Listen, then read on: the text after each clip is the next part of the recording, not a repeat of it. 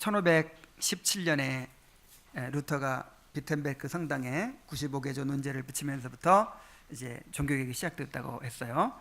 그리고 1519년에 또 스위스의 찌리히에서 쯔빙길리라고 하는 사람이 또 본격적으로 이제 개혁을 시작을 했습니다. 근데 칼빈은 이제 그로부터 몇십 년 뒤에 이제 개혁을 시작했다고 볼 수 있어요. 그래서 이미 여러 가지 개혁 운동이 많이 일어나는 그 상황, 그런 상황들을 충분히 이제 보고, 또 칼빈에게는 하나님께서 정말 그 루터가 막 열정적이고 뭔가를 막 이렇게 이제 앞서서 나가는 막 그런 사람이라면, 칼빈은 지극히 조용하고 차분하고 아주 치밀하고 거기다가 이 법을 또 공부해서 아주 그렇게 빈틈없이 뭔가를 조직하고 또 연구하고 이제 그런 은사를 주셨거든요. 그래서 칼빈이 개혁 2세대로서 이제 루터가 일으킨 그 종교 개혁을 아주 잘 정리하고 또 발전시키고 완성을 했다, 이렇게 우리가 평가를 할 수가 있습니다. 그래서 칼빈을 통해서 진정한 개혁교회가 시작된 거죠. 개혁파라고 하는 신앙이, 개혁신앙이라고 하는 것이 칼빈을 통해서 이제 시작이 됐다고 볼 수 있습니다. 자, 여기를 한번 보세요. 여러 가지 종교 개혁들이 있어요. 종교 개혁들. 종교 개혁은 한 사람이 다 막 이렇게 한 것이 아니고 여러 곳에서 일어나는 것이죠. 맨 먼저 루터가 이끈 독일의 종교 개혁이 있어요. 그 결과로 루터파라는 이제 파가 생겼어요. 로마 카톨릭에서 루터파가 이렇게 나오게 된 것이죠. 근데 루터파는 지난번에도 말씀드렸다시피 아직 카톨릭의 잔재를 완전히 다 벗어버리지 못했어요. 그리고 당장 내가 어떻게 하면 구원을 받을 수 있을까, 이 문제만 이렇게 치중을 하면서 이 종합적으로 이러한 개혁 사상을 완성하지를 못했어요. 자, 그 다음에 또 어떤 개혁이 있었냐면 헨리 8세에 의한 영국의 종교 개혁이 있었습니다. 그 결과로 이제 영국 국교회 성공회가 나왔죠. 자, 이 성공회라는 곳은 이 교파는 또 어떤 교파냐? 루터파의 교리에다가 로마 카톨릭의 그 예배 형식을 더해 놓은 거예요. 그러니까 예배 형식 같은 건 로마 카톨릭이고, 그다음에 교리 내용은 루터파죠. 그러니까 로마 카톨릭에서 나왔다고는 하지만 아주 부족하죠. 개혁이 너무나도 불완전하죠. 루터파보다 더 불완전한 데가 바로 영국 국교회예요. 그 다음에 또 어떤 개혁이 있었냐면 제세례파의 이제 개혁이 있었습니다. 이 제세례파는 어떤 사람들이냐면 극단주의자들이에요. 아주 좀 너무 이상주의를 추구한다든지, 이 세속 정부를 막 다 부정해 버린다든지, 지금까지 했던 걸 다 막 부정한다든지 하는 좀 지나치게 극단적인 사람들. 이 사람들 때문에 이 종교 개혁 하는 사람들 전체가 다 그냥 극단주의자, 무정부주의자, 무슨 폭력을 일삼는 사람들, 이렇게 막 매도돼 가지고 이렇게 함께 핍박을 당했을 정도로. 그래서 칼빈도 루터도 굉장히 이 사람들에 대해서 비판을 하고 공격을 했어요. 그래서 제세례파도 거의 이단 비슷하니까 이건 올바른 개혁이 아니죠. 그 다음에 또 어떤 개혁이 있었냐면은 쭈리히에서, 스위스의 쭈리히에 쯔빙글리라는 사람이 이 개혁을 일으켰어요. 근데 쯔빙글리는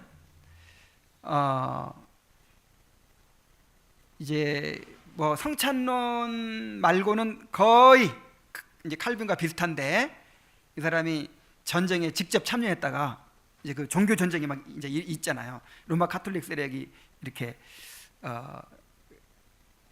이제 막으려고 하니까 직접 전투에 나섰다가 전사를 해버려요.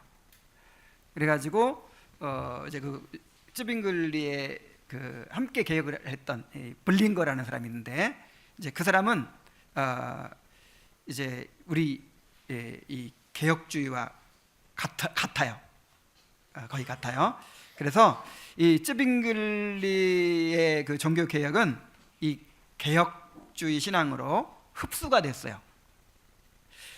그래서 이제 칼빈이 제네바에서 종교 개혁을 이제 완성함으로써 이제 이 개혁파가 생겨난 것이죠. 그래서 여기 한번 보면은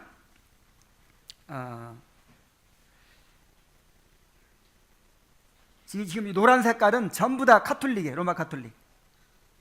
다 로마 카톨릭에서 맨 처음에 이 루터파가 루터가 일으킨 종교개혁에 의해서 독일과 북유럽 쪽으로 스칸디나비아 반도 쪽으로 루터파가 이제 퍼졌어요. 그 다음에 이게 이제 이 보라색이 영국 국교회예요. 성공회. 영국에만 있죠, 이거는. 그 다음에 요 초록색이 개혁파예요. 초록색이.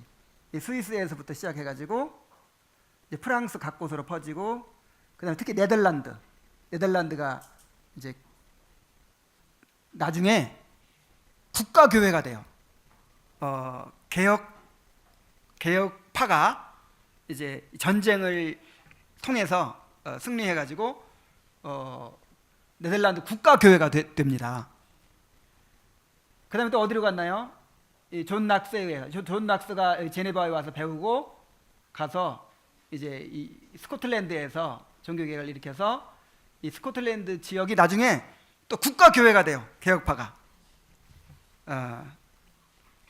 그래서 그 당시에는 로마 가톨릭 말고 루터 교회가 있고, 그 다음에 성공회가 있고, 뭐 제세례파가 있고, 그 다음에 개혁파가 있는 거예요.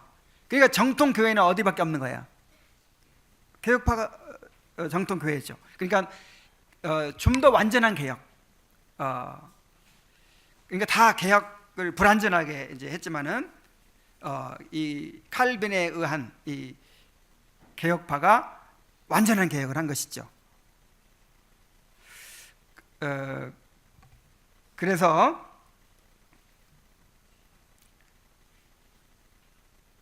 오늘날 개혁주의 교회는 바로 이러한 개혁 신앙을 계승하고 있는 것입니다. 그래서 오늘 이제 칼빈의 개혁 운동과 그 열매들에 대해서 우리가 살펴보면서 또 교훈을 받고자 합니다. 그래서 우리가 뭐 개혁주의하고 무슨 개혁교회 뭐 이렇게 하면 좀 거부감이 들어요. 이렇게 왜 자기들만 옳다고 하는가?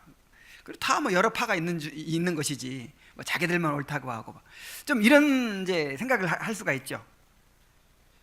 근데 여러 파 중에 한 파가 아니고 이렇게 개혁을 한 로마 가톨릭에서 더 완전하게 개혁을 한 무리들인 거예요. 그렇게 해야 되는 거예요. 처음에는 그거밖에 없었어요. 이게 정통 신앙이에요. 그러다가 이제 쭉 내려오다가 나중에 뭐 감리교도 나오고 성결교도 나오고, 그러니까 그 완전한 개혁은 어떤 개혁이죠? 교리만 개혁하는 게 아니죠. 교리를 완전한 성경의 복음으로 개혁하고, 그 다음에 또 예배와 성례를 또 합당하게 개혁을 하고, 가장 중요한 거 누가 다스리느냐? 이 교회의 직분과 정치, 교회의 질서, 이거를 또 개혁을 해야 되죠. 그런데 이제 이렇게 크게 세 가지 방면으로 다 개혁을 해서 원래의 교회의 모습을 이제 회복한 것이 바로 개혁파란 말이에요. 개혁교회란 말이에요. 근데 그것이 쭉 내려오다가 교리가 좀 바뀌어가지고 다른 교파가 나오고, 또 교회 질서를 또 이제 바꿔가지고 다른 교파가 나오고, 그 다음에 예배 의식을 또 바꿔가지고 다른 교파가 나오고, 그렇게 이제 이렇게 오늘날 많이 퍼져 나오게 된 것입니다. 자, 칼빈의 개혁운동과 그 열매들에 대해서 한번 살펴봅시다. 이게 뭐죠?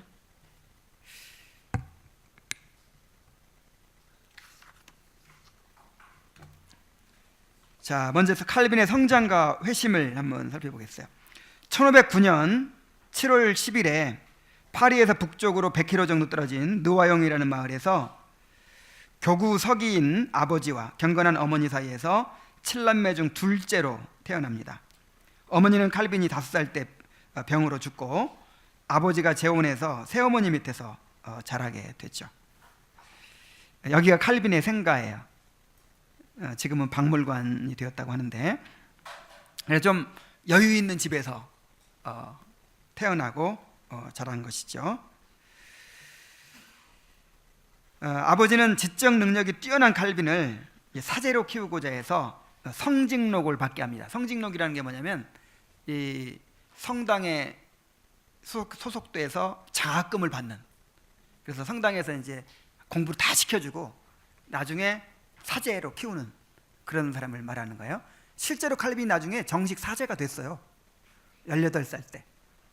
그래서 성당에서 주는 돈으로 공부를 이제 하는 것이죠. 그런데 신학 예비 과정을 마치고 나서 아버지가 교회 서기예요. 재정도 관리도 하고 이렇게 교회의 어떤 일을 맡아보는 그런 사람이었는데 교회와의 관계가 틀어졌어요. 그래가지고 이제 칼빈 신학 공부를 그만두게 합니다. 왜냐하면 성직록도 이제 못 받게 될 수도 있으니까 그만두게 하고 법률가로 성공해라, 이렇게 법률 공부를 시켜요.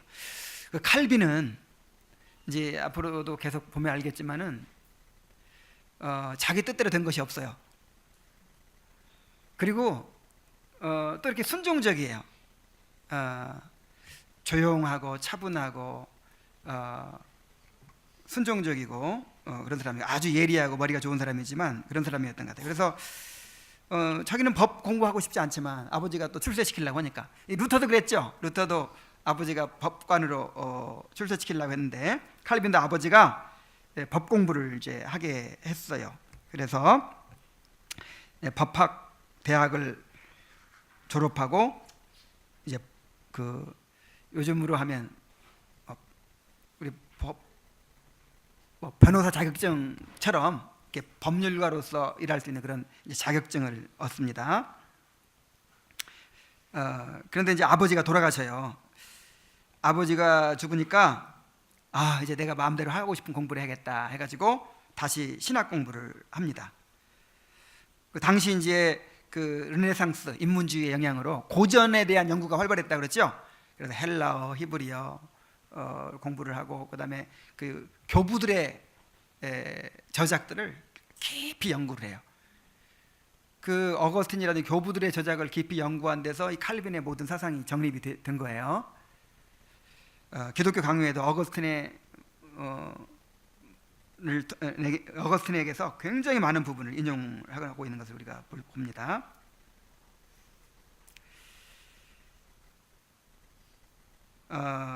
그러면서 이제 루터의 개혁 사상을 접하게 되죠. 그러다가 1533년부터 34년 사이에 회심을 경험하게 돼요. 그러니까 24살 정도, 24살, 25살 정도의 회심을 경험하게 됩니다. 제가 그 시편 이제 강해를 하려고 하는데 칼빈은 자기 개인적인 얘기를 안 해요. 개인적인 얘기를 거의 안 해요. 그래서 칼빈에 대해서 뭐 이렇게 알려진 게 많이 없죠, 개인적으로는. 근데 시편 강에 보면, 시편 주석에 보면, 칼빈 주석, 시편 주석에 보면은 서문에 자기 간증을 합니다. 자기 어떻게 회심했고, 그리고 어떻게 또 이렇게 이제 그렇게 하나님을 알기를 추구해 왔는지를 이야기를 해요. 왜 시편에서 그런 얘기를 하냐면, 칼빈이 시편을 사랑했다고 했죠. 3번이나 강해를 했다고 했죠. 칼빈은 말로 할 수 없는 고난을 겪었어요. 그 고난을 통해서 시편을 깨달았대요. 왜냐하면 시편을 뭐라고 불렀냐면 영혼의 해부학이라고 불렀어. 그러니까 우리의 그 슬픔과 고통과 두려움과 불안과 우리가 겪을 수 있는 이 땅에서 고난받으면서 그리스도에서 겪을 수 있는 모든 경험이 다 여기에 녹아있고, 근데 그거를 칼빈이 어떻게 다 알게 됐냐면, 자신이 그렇게 고난을 겪으면서, 자신이 그렇게 말할 수 없는 고난을 겪으면서 다윗이 어찌하여 이렇게 뭐 하시나이까 하면서 막 그렇게 부르짖었던 그거를 깨닫게 됐다는 거예요. 그런 얘기를 하면서 자기 개인적인 얘기를 이렇게 서문에 다 얘기합니다. 그래서 그거를 함께 한번 공부를 해보려고 그래요. 그 칼빈이 자기 간증했던 거, 거기에 이런 내용이 나옵니다. 내가 너무도 교황제도의 미신들에 완고하게 몰입되어 있어서 쉽사리 그토록 깊은 진흙의 수렁 속에서 벗어날 수 없었기 때문에 하나님은 돌연한 회심을 통하여 그러한 문제들에 있어 내 나이에 그 누구보다 훨씬 더 경직되어 있던 나의 마음을 온전히 사로잡아 가르침을 받아들일 수밖에 없는 상태로 몰아가셨다.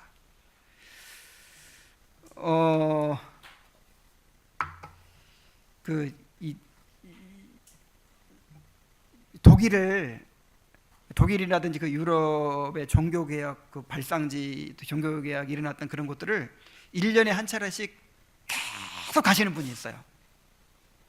그냥 나도 이런 걸 보여드리는데 이렇게 보는 것보다 가서 봐야 된대요. 가서 봐야 그걸 알 수 있대요. 예를 들어서 그 칼빈이 태어난 그 느와용이라는 마을에 가가지고 그 칼빈이 이렇게 소속해 되었을 그런 성당 같은데 가서 봐야, 이야, 이런 데서 나왔구나, 이게 실감이 난다는 거예요. 그러니까 지금 칼빈이 뭐라고 하냐면, 내가 너무도 교황제도의 미신들에 완고하게 몰입되어 있어서, 그러니까 태어나서부터 그 환경에 자란 거예요. 거기서 다 돈 대줘서 공부까지 다 한 거예요. 그리고 거기서 이제 영원토록 출세하고 먹고 살 수 있어요. 사제로서 먹고 살 수 있고 다 보장이 된 거예요. 근데 그걸 박차고 나온다는 거, 이건 엄청난 일이에요. 교황제도 미신이라고 하잖아요. 미신. 그래서 그 당시에 회심은 뭐냐면, 이 로마 가톨릭에서 개신교로 나오는 게 회심이에요. 이게 목숨을 내놓는 거니까 자기의 모든 기득권과 그런 걸 다 포기하는 것이고, 이제 그 다음부터 목숨을 내놓는 거잖아요. 이게 진짜 회심이에요. 회심.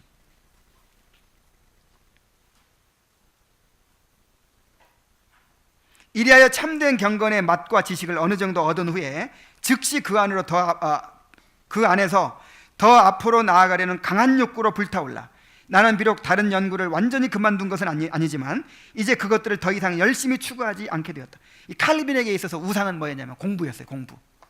그냥 하여간 잘하는 게 공부밖에 없다 이런 식으로 그렇게 공부를 원했어요. 연구를 원했어요. 근데 이제 그걸 놓게 됐다는 말이죠. 보다 더 순수한 교리를 추구하려는 열망을 가진 모든 이들이 1년이 경과하기도 전에 비록 내 자신은 아직 다만 초보자와 초심자에 지나지 않았지만 나에게 배우기 위해 계속 찾아오는 것을 보고 매우 놀라고 있었다. 칼빈이 이렇게 변화되고 나니까 막 사람들이 막 칼빈한테 몰려드는 거예요. 그래서 칼빈이 항상 조용히 있고 싶었대요. 조용히 연구나 하면서 그렇게 지내고 싶었는데 그냥 내버려 두질 않는 거예요. 사람들이. 또 다른 데서는 이렇게 고백을 했습니다. 나의 가장 큰 소원은 자유롭고 영예로운 지위에서 학문적인 안정을 구가하는 것이었다. 이게 칼빈이 추구하는 삶이었죠. 그러나 어느 정도 평온한 시간을 보낸 것이 사실이지만 여전히 양심에 참된 평안을 얻지 못하고 있었다. 그때 아주 다른 형태의 교리가 나타나기 시작했다. 그 교리는 기독교 신앙에서 우리를 멀어지게 하는 것이 아니라 마치 찌꺼기를 제거하여 본래의 순수함으로 되돌려 놓는 것 같이 오히려 그 신앙의 원천으로 돌아가게 하는 것이었다. 진지하게 관찰할 수 있는 눈이 생긴 지금 마치 호련히 빛이 비친 것처럼 그동안 오리로 가득 찬 진흙 속에서 허우적대던 나의 모습을 바라보게 되었다. 내가 깊이 빠져있던 비참한 모습, 아니 그 이상으로 영원한 죽음의 위협을 큰 두려움과 떨림으로 바라보게 되었을 때 신음과 통곡 속에서 과거의 삶을 회개하며 즉시 나 자신을 그분의 길에 다 드리는 일 외에는 아무것도 할 수가 없었다. 자, 그래서 이렇게 이제 회심을 통해서 이제 개혁자의 길을 가게 되는 것이죠. 당시 독일에서는 루터가, 또 스위스에서는 쯔빙글리가 종교개혁을 이제 일으켜서 그 종교개혁이 확산되고 있었죠. 이 종교개혁 사상이 프랑스에도 큰 영향을 미치고 있었습니다. 당시 프랑스의 왕은 프랑스와 1세인데 독일의 칼 5세를 견제하느라 이 독일의 개신교 제후들을 지지했어요. 그리고 교회 개혁에 대해서도 열려 있었습니다. 그런데 일부 과격한 신교도들이 프랑스 사람들이 아주 성스럽게 여기는 그런 마리아상이 있거든요. 그 그 로마 가톨릭에는 뭐 기적을 일으킨다는 마리아상, 뭐 그런 게 많죠. 근데 이제 그 파리에 있던 기적을 일으킨다는 그 마리아상을 훼손했어요. 이렇게 막 목을 잘라버리고 이렇게 팔을 잘라내버리고 막 발로 질밟고 막 이런 일이 일어났어요. 그래가지고 이 프랑스와 황제가 막 대노한 거예요. 그리고 자기가 친히 참회 의식을 막 행하고, 그 다음에 이제 이 개혁 사상에 대해서, 신교도들에 대해서 이제 반감을 가지고 박해를 하기 시작합니다. 그러던 차에 1533년 11월 1일 날 이제 칼빈의 친구인 니콜라스 콥이라고 하는 사람이 파리 대학의 총장으로 취임하면서 취임 연설을 하는데, 이 사람도 이제 이 개혁 사상에 물든 사람이에요. 취임 연설을 하는데 그 이신칭의 교리에 대해서 막 얘기를 하고, 그 다음에 지금 신교도들을 핍박하고 있는 그 왕의 처사에 대해서 막 부당하게 비판을 했어요. 그래가지고 아주 큰 파문이 일어났습니다. 근데 그 연설문을 작성하는 데 도움을 준 사람이 누구냐면 칼빈이었어요.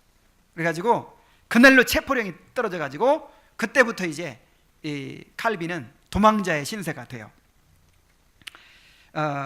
그러다가 또 벽보 사건이라는 게 있는데, 로마 카톨릭의 이 미사는 우상숭배다 뭐 하는 그런 글들, 로마 카톨릭의 미사에 대한 비난, 이런 것들을 적은 벽보를 곳곳에 붙인 거예요.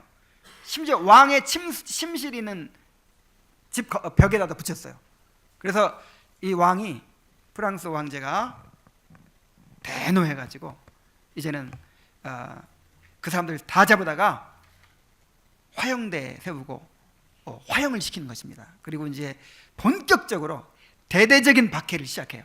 그래서 칼빈은 더 이상 이제 프랑스에 있지 못하고 이제 망명을 하게 돼요.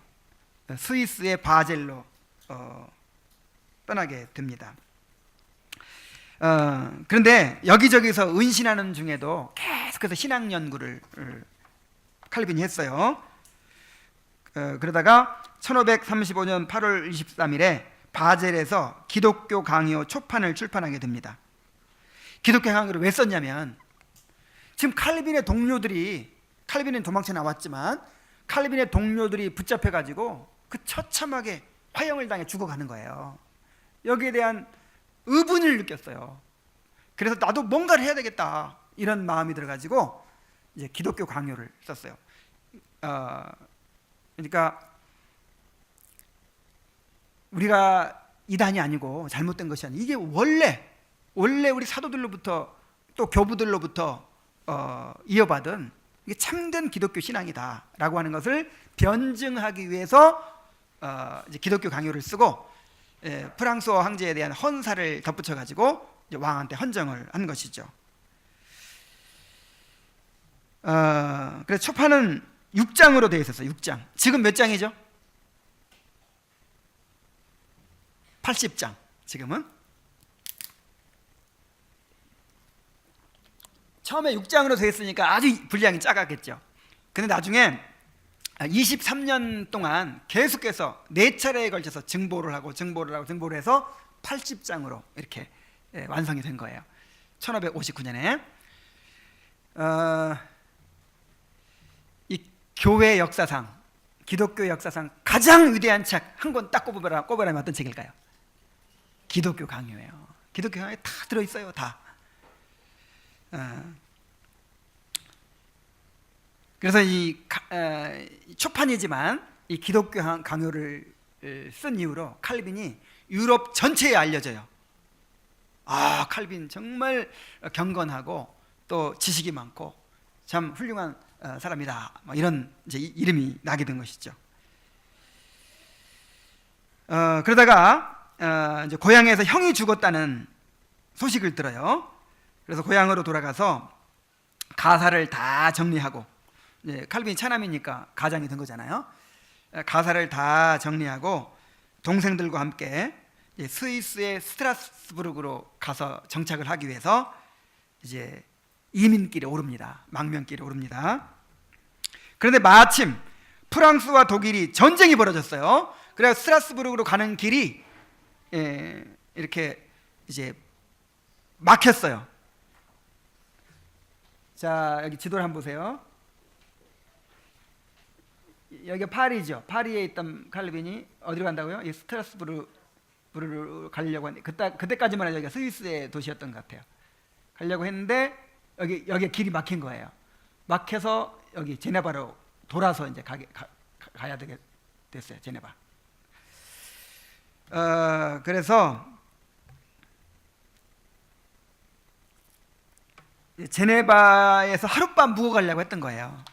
그 시편 이제 주석 서문에 보면 어떻게든지 자기는 좀 복잡한 일에 안 끼어들려고 좀 자기를 좀 조용히 살고 싶어가지고 일부러 막 이름도 가명으로 막 이렇게 숨기고, 그래서 제네바에도 잠깐 들렸다가 그냥 하룻밤만 자고 그냥 가려고 했어요. 근데 제네바라는 도시는 이미 로마 카톨릭을 이제 몰아내고 개신교를 따르는 도시가 되어 있었습니다. 제네바의 개혁자는 누구였냐면 기욤 파렐이라는 사람이었어요. 칼빈보다 26살 위였던 이 파렐이라는 사람이 제네바시의 개혁을 위해 고군분투하고 있었는데, 용기 있는 지도자였지만 신학적인 체계나 조직력이 부족했어요. 그래서 그 사람한테 어떤 사람이 필요했을까요? 꼭 칼빈 같은 사람이 필요했던 거예요. 근데 파렐이 그 소식을 들었어요. 기독교 강요의 저자 칼빈이 이 제네바에 들렀다더라. 그래가지고 당장 칼빈이 묵고 있는 숙소를 찾아간 거예요.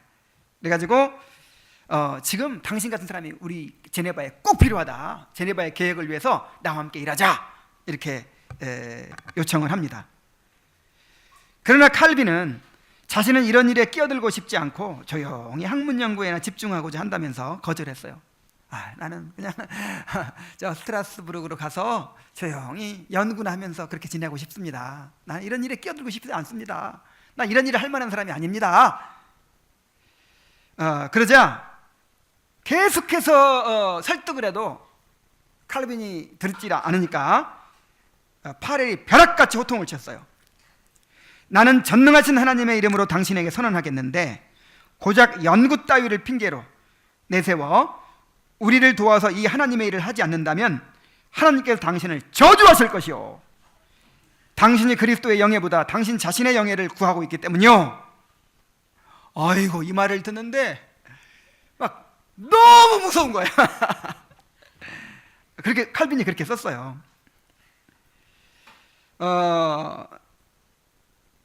그의 음성은 마치 높은 보좌에서 들려오는 하나님의 음성과 같았다 그랬어요. 그래서 막 두려워 떨었대요.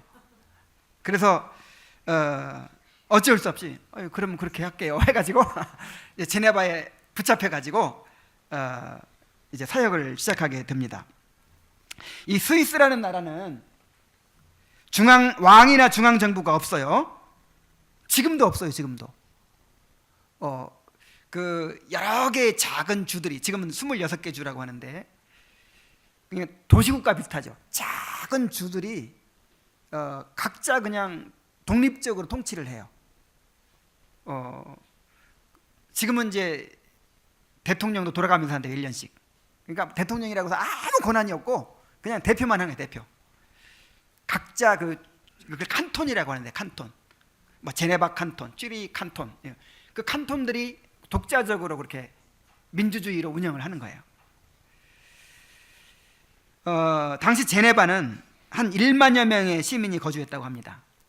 뭐 1만 6천 명 정도 됐다 하기도 하고. 근데 계속해서 피난민들이 이 프랑스는 여기 점점 이 개혁파 신도들이 있죠. 이 사람들이 가리켜서 이제 위그노라고 하는데, 프랑스에서는요 왕권이 너무 강해가지고, 카톨릭 세력이 너무 강해가지고요, 개혁파 신자들이 한 200만 명까지 있었는데 다 그냥 이렇게 순교하거나 밖으로 나갔어요. 전부 다 피난 갔어요. 발붙일 수가 없었어요. 100만 명이 순교했대. 100만 명. 이거 어마어마하죠. 그래서 이 스위스 이런 자유로운 도시로 많이 피난을 간 거예요. 그러니까 인구가 막 계속 늘죠. 그래 칼빈이 그 에베소서 강해 보면 제가 막 인용해드린 그 내용 중에 그 공동체에 대해서 엄청 강하게 하죠. 막 그 뭐냐면은 이제 교회 안에 피난민들이 막 오는 거예요. 그러니까 피난민들이 있고 기존의 시민들이 있고 막 잘 섞이지도 않고, 그 다음에 뭔가 좀 이렇게 알력이 있을 거 아니에요. 그러니까 이제 교회 안에서 하나가 되도록 그렇게 강력하게 메시지를 전했던 것이죠.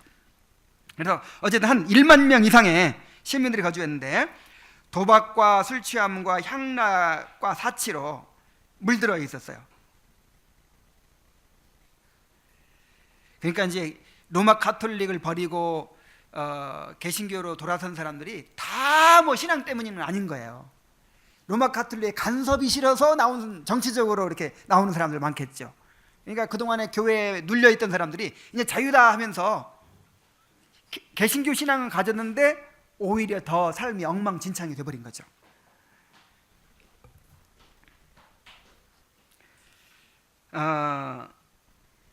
그래서 이제 칼빈은 교회에서 성경을 강해하면서 먼저 신앙 고백서를 작성하고 이것을 기초로 해서 종교 개혁을 추진하고자 했습니다. 또 당회를 구성해서 교회에서 치리권을 행사하고자 했고, 이런 문란한 그런 생활들을 이제 이렇게 권징을 통해서 바로잡으려고 했어요. 그런데 시의회에서 이것을 반대하는 거예요. 시의회에서는 시의회가 그런 권한을 다 가지고 그 권징을 행사하려고 했고, 칼빈은 이것을 교회에서 해야 된다. 교회에서 직분자도 임명하고 교회에서 권징을 해야 된다. 이렇게 주장하고, 이것 때문에 항상 부딪혔습니다. 칼빈이 이렇게 의욕적으로 개혁을 추진하는 것을 아주 못마땅하게 여겼어요. 그래서 칼빈이 하려고 하는 모든 사역에서 시의회와 사사건건 마찰을 빚었습니다. 칼빈이 더군다나 외국인이잖아요. 프랑스에서 왔잖아요. 시민권도 없고. 그래서 칼빈의 별명이 저 프랑스인이었다 그래요. 저 프랑스인. 그러니까 좀 이렇게 비하하는 말이죠. 저 프랑스 놈이 와가지고 어디서 함부로 저렇게 하느냐, 뭐 이런 식으로 사상건건 반대하고 또 비난하고 했던 것이죠.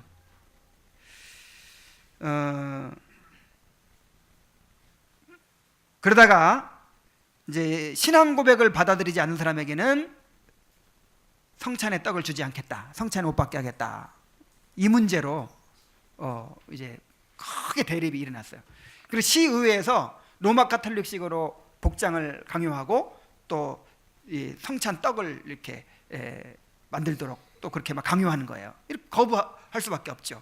자, 이런 문제로 너무 크게 대립이 되다가 시의회에서 칼빈에게 설교를 하지 못하도록 금지시켰어요. 그러나 계속해서 말씀을 전하니까 재판을 열어가지고 추방해버렸어요, 칼빈을. 그래서 제네바에서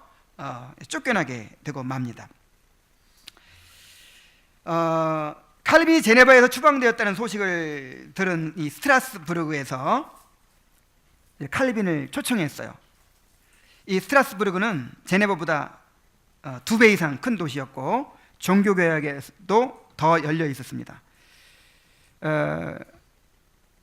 그리고 신앙 때문에 나라를 등진 망명자들의 피난처가 되어 있었어요. 그래서 수많은 프랑스 난민들이, 신앙 때문에 도망쳐 나온 프랑스 난민들이 이제 거기에 머물렀습니다. 칼빈은 이곳에서 이제 제네바에서 내가 그렇게 죽을 고생했으니까 여기서는 이제 좀 조용히 살자 그러고 싶었어요. 조용히 영분하면서 지내고 싶었어요. 그런데 이번에는 스트라스부르크의 개혁자 마틴 부서가 이제 또 칼빈을 붙잡았습니다. 이 마틴 부서가 굉장히 또 훌륭한 개혁자예요. 칼빈에게 이 프랑스 난민들이 이렇게 많이 몰려와 있는데 당신이 그들의 지도자가 되어 주시오. 프랑스 난민교회를 맡아 주시오 하는 거예요. 그러면서 당신이 만일 이 일을 외면한다면 하나님께서 요나를 찾아내셨듯이 배은망덕한 종을 찾아내고 말 것입니다. 그러는. 요나가 하나님 얼굴 피해서 도망가다가 도망갈 수 있나요? 도망가 봐야 하나님 손바닥이지. 그러니까 또 무서워가지고 어쩔 수 없이 이제 붙잡혀가지고 이제 프랑스 난민교회에서 사역을 하게 됩니다. 그런데 여기서는 정말 행복한 나날을 보내게 돼요. 제네바와는 달리 이 스트라스부르크는 칼빈의 가르침을 훨씬 잘 받아들였습니다. 칼빈의 계획대로 설교를 하고 요리문답을 가르치고 성찬식도 행하고 권징도 했습니다. 시편 찬송도 도입하고 여러 가지 개혁을 진행했어요. 제네바에서 하려고 하다가 실패했던 교회와 국가의 분리도 실행할 수 있었어요. 여러분, 우리 특강 종교개혁사라는 책에서 계속해서 핵심적인 문제로 다루는 게 뭐예요? 교회를 누가 다스리느냐, 누가 직분자 임명하고 누가 권증을 하고 누가 다스리느냐, 이게 아주 핵심 문제라 그랬죠. 왕이 해야 되느냐, 아니면 어떤 개인, 교회의 우두머리, 교황이나 대주교가 해야 되느냐, 이런 문제였잖아요. 또 시의회가 해야 되느냐. 근데 칼빈은 개혁이 되려면, 교회가 완전히 개혁되고 순수함을 유지하려면 반드시 성경대로 해야 된다는 거예요. 성경대로 하는 게 뭐예요? 그게 장로교 제도예요. 성경에서는 어떻게 하죠? 성도들이 뽑아요. 그렇죠? 성도들 가운데서 성도들이 투표해서 뽑아요. 교회가 뽑네요. 교회가. 이제 그런 제도를 이제 실행을 하는 거죠. 그러니까 그렇게 되니까 어떤 한 개인의 지배를 받지 않게 되고 또 나라의 지배를 받지 않게 되고, 그래서 교회가 순수성을 유지할 수 있는 거예요.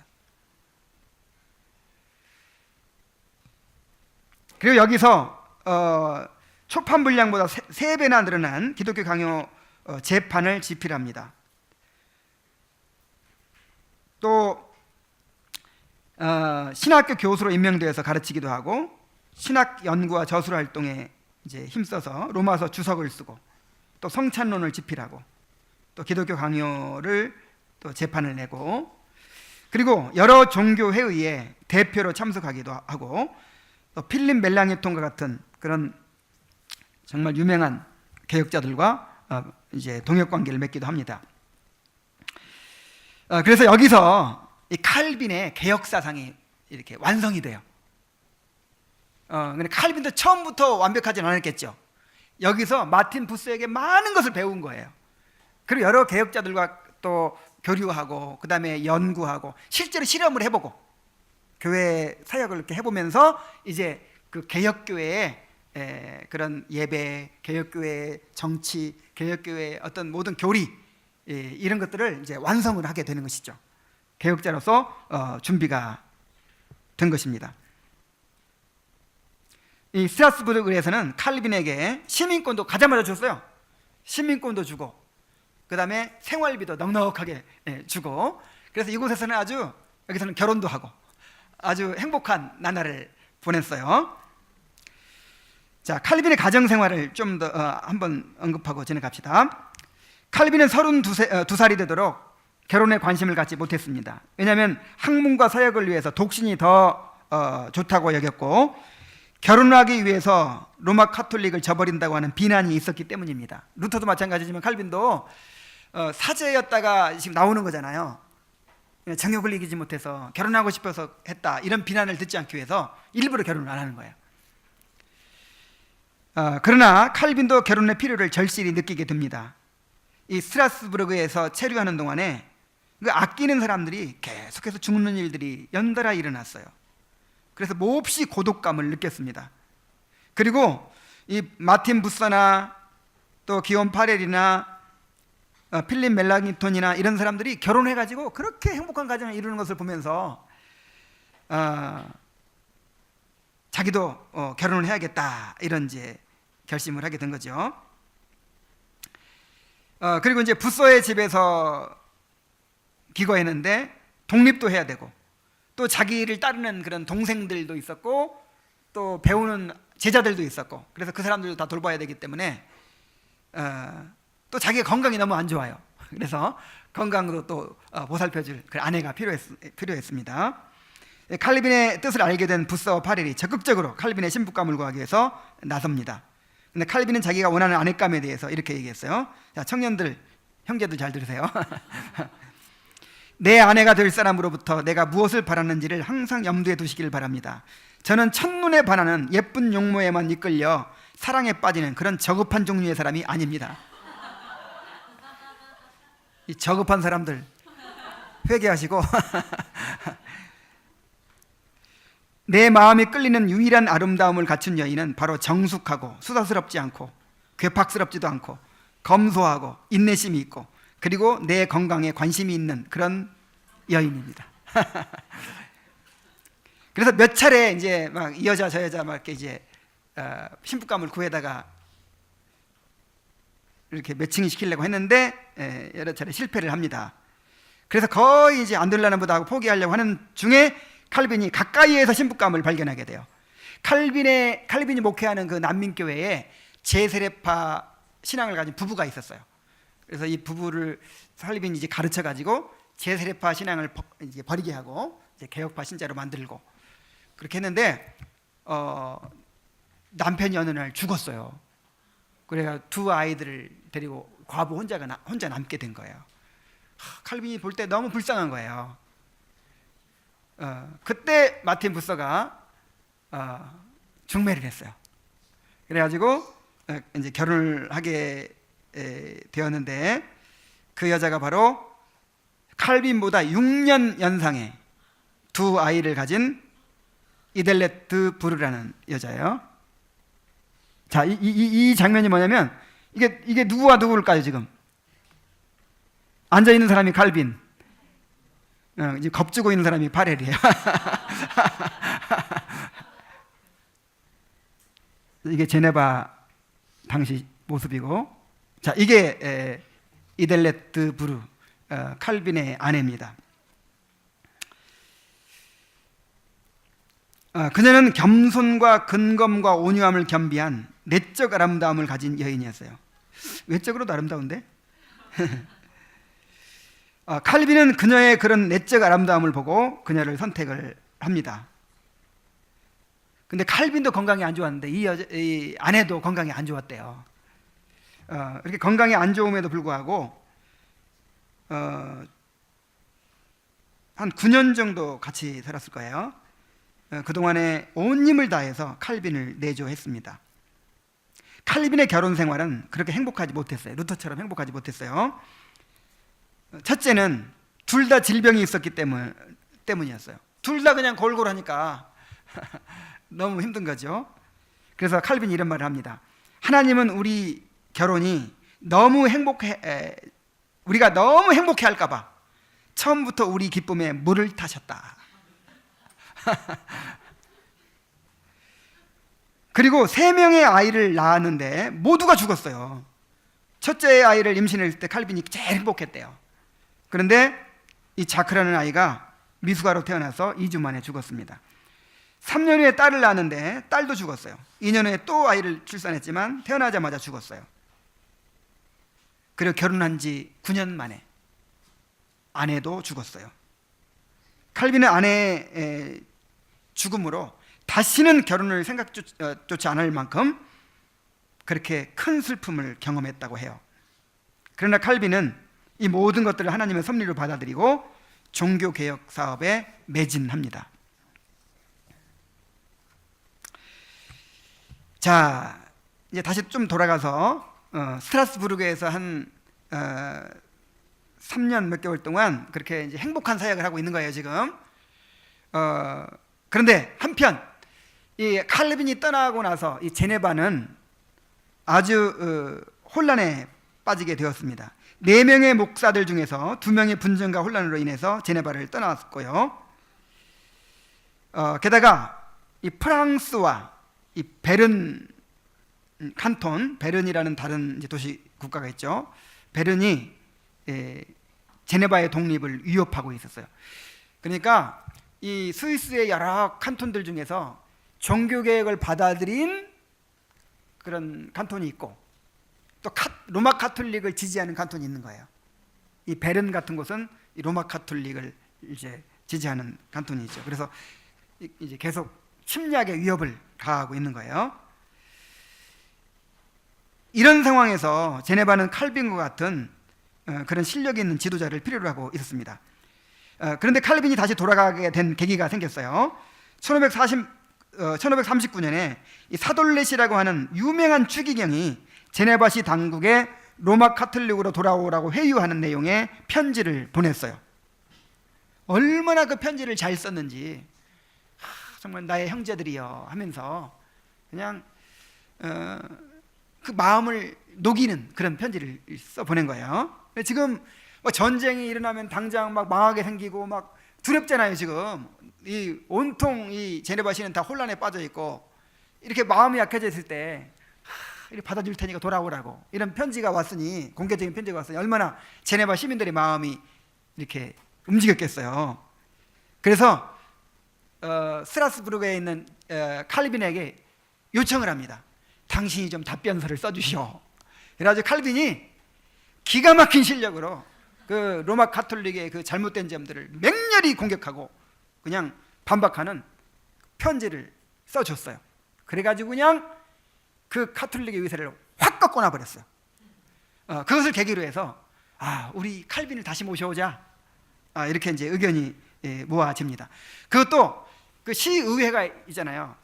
시의회 의원들 중에서 이제 칼빈 파레를 편드는 사람들이 많아지면 칼빈에게 유리한 것이고, 또 반대파가 의석을 많이 차지하면 불리해지는 것인데, 마침 또 칼빈에 동조하는 사람들이 이제 세력을 더 많이 형성했기 때문에 초청할 수가 있었습니다. 근데 그 초청한 사람들이 나중에 그렇게 칼빈을 아프게 해요. 속을 썩여요.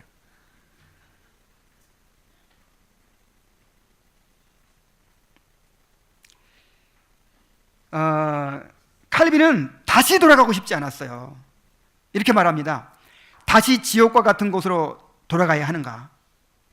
하루에 1000번도 넘게 죽음의 고통을 겪는 그 십자가를 지느니 차라리 100번 죽는 것이 낫겠다. 그러니까 이걸 다 이렇게 이제 자세히 이야기하지 못해서 그렇지, 이 말 그대로예요.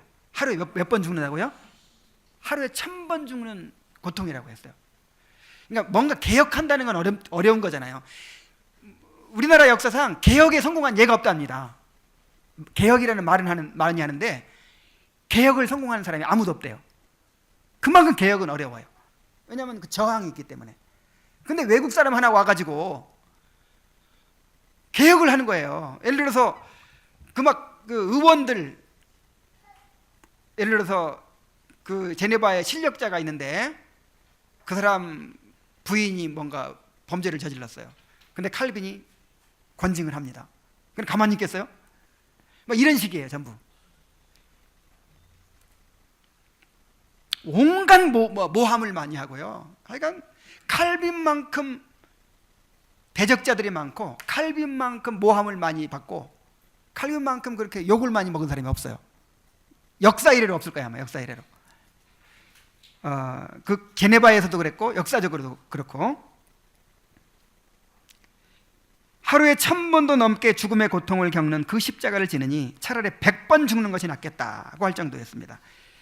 또 이때 부처와 파렐이 칼빈을 설득합니다. 파렐이 편지를 보냅니다. 제네바에 돌들이 오라고 부르짖을 때까지 기다리겠느냐 하고 또 호통을 치는 편지를 보냈어요. 여기에 칼빈은 또다시 굴복해서 이렇게 답장을 합니다. 만일 제게 선택권이 있다면 이 문제에 대해서 당신에게 순종하는 것만 빼고 무엇이든 당신의 말을 기꺼이 따르겠습니다. 하지만 제게 그 선택권이 없다는 것을 알기에 저는 제 심장을 도살된 것처럼 주님께 희생제물로 드립니다. 그래서 여기에서 칼빈의 그 문장이 나왔어요. 문장이라는 건 이제 그 어떤 가문을 나타내는 어떤 뭐 왕이면 왕을 나타내는 그런 그 뭐 그림 같은 걸 말하는 거잖아요. 루터의 문장은 뭐냐면 장미예요. 그리고 또 백조를 쓰기도 하고 구워 먹지도 못하는 백조잖아요. 근데 칼빈의 그 문장은 뭐냐면 심장을 바치는 하나님께 심장을 바치는 그 문장이에요.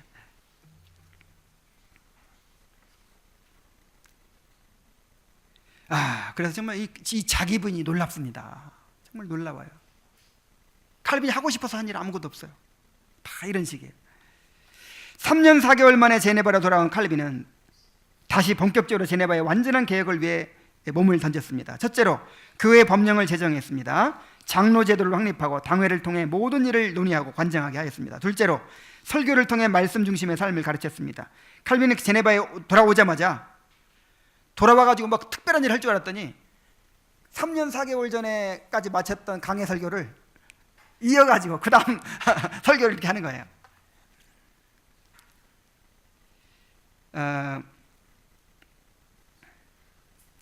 셋째로 철저한 교리 교육과 강력한 권징을 실시했습니다.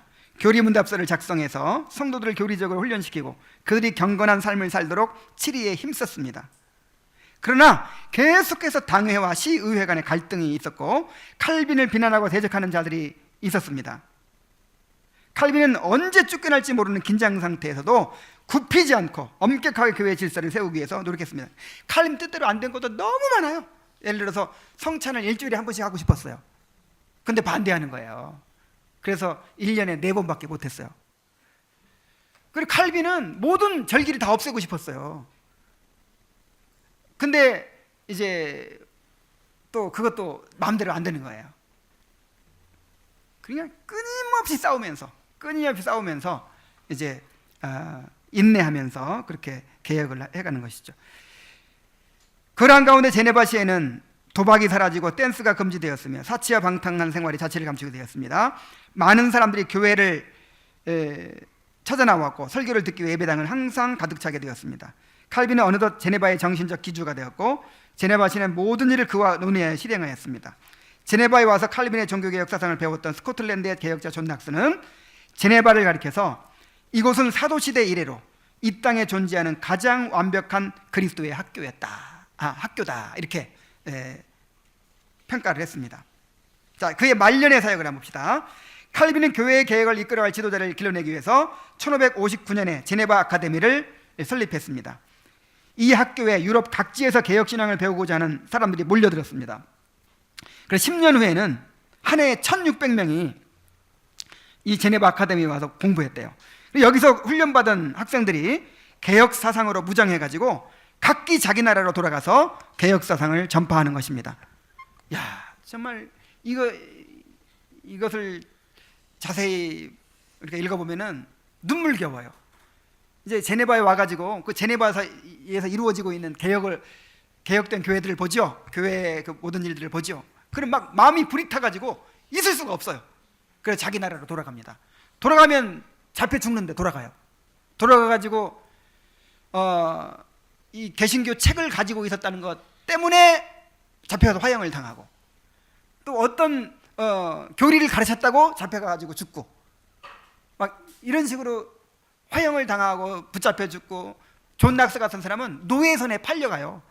막 1년 반을 그 노예선에서 그 노젓는 심지어 그런 일을 당하기도 하고 그런데도 돌아갑니다. 이렇게 돌아가서 이제 개혁 사상을 전파하는 것이죠. 그래서 제네바 아카데미는 유럽 전체에 개혁 신앙을 전파하는 센터가 됩니다. 칼빈은 원래 몸이 허약한 사람이었어요. 만성적으로 따라다니는 위궤양, 두통, 관절염, 신장 결석, 가슴 압박과 통증, 천식, 결핵 등으로 고통을 받았어요. 그런데 말년이 가까울수록 건강이 더욱 악화되었습니다. 왜냐하면 과도한 사역이 문제였어요. 칼빈은 일주일에 10번씩 설교하게 됐습니다. 그리고 그 설교를 철저하게 준비하고자 했어요. 그러니까 설교 끝나고 나면 그날 들어오자마자 또 설교 준비하는 거예요. 여러분, 설교 준비하는 게 엄청난 에너지가 들어가고요. 내가 지난주 이번 주 책을 좀 많이 읽었어요. 그랬더니 허리가 아픈 것이 도졌어요. 지금 이게 계속 앉아만 있으니까. 하여간 이 칼빈 연약한 몸으로 그 설교만 한 게 아니에요. 신방을 하고요, 각종 종교 회의에 이제 참여하고, 그 다음에 이 제네바시의 여러 가지 일들을 돌아봐야 되니까, 교회 여러 가지 일들을 돌아봐야 되니까 얼마나 일들이 많았겠습니까?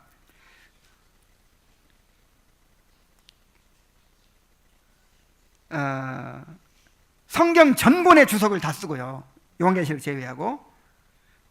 그가 쓴 책들이 모두 95권에 이른다고 합니다. 그 외에도 20여 편의 논문을 쓰고요, 수많은 편지들을 쓰고, 이런 일들을 하느라고 건강이 악화될 수밖에 없었어요. 그는 항상 조마조마한 긴장 상태로 살았습니다. 시의회와 갈등 상황이 반복되었고, 끊임없이 칼빈을 모함하고 대적하고 비판하는 사람들이 있었어요. 이러한 상황 속에서 하루에 서너 시간밖에 자지 못하고 못할 때도 많았고, 그것도 반 정도는 항상 깨어 있었대요. 이렇게 어떤 것인지 아시겠죠? 그러나 그는 건강이 악화되고 자신의 죽음이 얼마 남지 않은 것을 느낄수록 더욱 사역에 몰두했습니다. 친구들이 휴식을 권했지만 주님이 오실 때 내가 게으름 피고 있는 모습을 보기 원하느냐고 하면서 30분 정도 쉬는 것도 죄책감을 느끼고 회개를 했대요. 그래서 급속한 건강 악화로 하루 한 끼만 먹으면서 설교와 강의를 계속하다가 마침내 1564년 5월 27일 55세를 일기로 하나님의 품으로 돌아갔습니다. 자, 칼빈의 모습을 보세요. 그림을 좀 한번 보세요. 정말 무섭게 생겼죠? 아주 그냥 독하게 생겼어요. 찔러도 피도 눈물도 안 나오게 생겼죠? 근데 이런 게요, 전부 다 이 칼빈의 이미지를 조작한 거예요. 그러니까 여러분, 지금 인터넷에 칼빈 한번 쳐보세요. 제네바의 살인자, 뭐 피도 눈물도 없는 사람, 막 이런 식으로 나오죠. 그냥 개혁을 막 이렇게 하니까 얼마나 대적자들이 많고 얼마나 비난이 많았겠어요. 그래서 뭐 알지도 못하는 사람들은 뭐 칼빈이 뭐 누구를 죽였다고 하고 막 그러는데, 칼빈은요 제네바에서 계속해서 외국인으로 살았어요. 나그네로 살았어요. 시민권을 나중에 1559년 정도에 줍니다. 죽기 얼마 전에 줘요.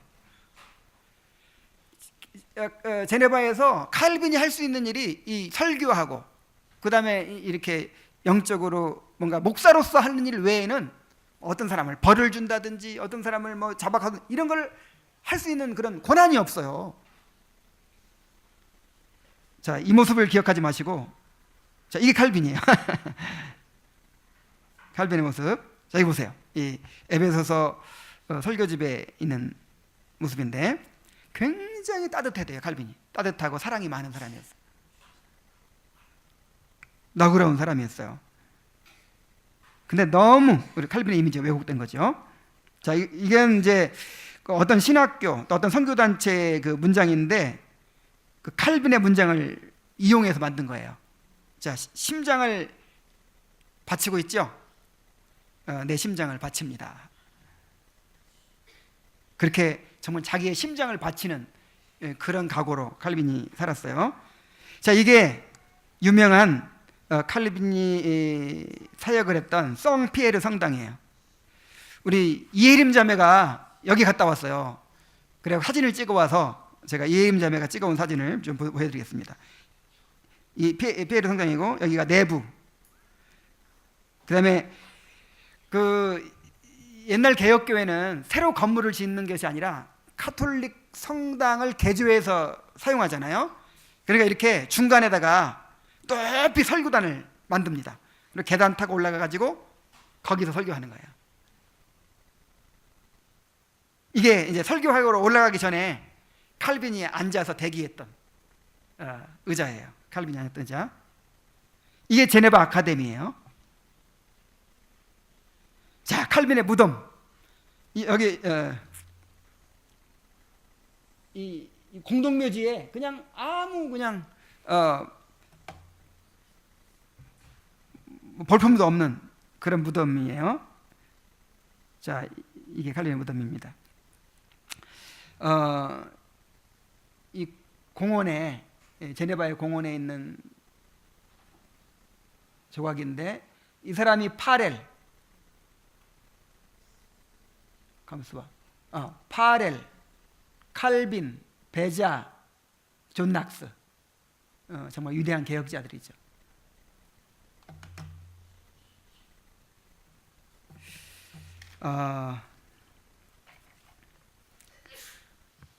그래서 칼빈이 이제 칼빈의 사역을 통해서 이제 개혁 신앙이 온 유럽에 전파가 됩니다. 칼빈의 개혁 운동은 그의 생존 시에 이미 영향을 미쳐서 유럽 곳곳에 전파가 됐어요. 프랑스에서 위그노 운동이 일어났습니다. 프랑스에 있는 개혁파 신자들을 위그노라고 해요. 위그노. 그다음에 네덜란드에서는 혹독한 박해를 이겨내고 개혁교회가 국가교회가 됐다 그랬죠. 스코틀랜드에서는 존 낙스에 의해서 장로교 신조가 채택되고 장로 국가가 됩니다. 장로교가 이제 국가교회가 되죠. 영국 교회도 영국 국교회도 칼빈주의 영향을 받아서 이제 약간 더 개혁이 진전이 됩니다. 39개조를 받아들여서 신조를 받아들여서 채택을 하고 청교도 운동이 일어나죠. 그 다음에 독일 남부 지역도 칼빈주의 일색으로 변해서 1563년에는 하이델베르크 교리 문답이 채택이 됩니다. 스위스에서는 쥐리, 바젤, 베른 등이 칼빈주의를 따르는 이제 칸톤이 됐어요. 그 다음에 청교도들이 신대륙으로 건너가서 또 장로교를 세웠죠. 그래서 미국에 이제 개혁 신앙이 퍼지게 됩니다. 그 다음에 네덜란드의 식민지였던 남아프리카 공화국이 있죠. 남아프리카가 있죠. 그 남아프리카에 또 개혁파 교회들이 많아요. 신학교들도 있고. 그리고 미국 선교사들을 통해서 오늘 우리에게까지 이 개혁 신앙이 전해지게 됐습니다.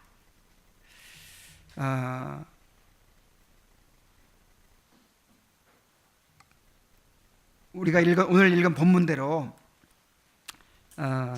다시 한번 읽고 마칠게요. 보라, 이제 나는 성령에 매여 예루살렘으로 가는데 거기서 무슨 일을 당할는지 알지 못하노라. 오직 성령이 각성해서 내게 증언하여 결박과 환난이 나를 기다린다 하시나 내가 달려갈 길과 주 예수께 받은 사명 곧 하나님의 은혜의 복음 전하는 일을 마치려 하면은 나의 생명조차 조금도 귀한 것으로 여기지 아니하노라. 정말 이런 자기를 부인하고 기꺼이 자기를 십자가에 내어주는 그런 희생이 있었기 때문에 칼빈만이 아니죠. 루터 칼빈은 차라리 순교는 안 했잖아요. 엄청나게 많은 사람들이 순교했어요. 위그노들은 100만 명이 죽었다니까요. 100만 명. 그 위그노의 역사를 또 알면요, 너무 기가 막혀요. 그 순교의 역사를 알면 정말 이런 희생과 헌신이 있었기 때문에 오늘 우리가 이 신앙을 이렇게 물려받게 된 것입니다. 이제는 오늘 우리가 그 개혁을 이루어가야 되는 거예요. 그래서 그러면 이제 개혁이 됐으면 그걸로 끝이 아닌 거죠.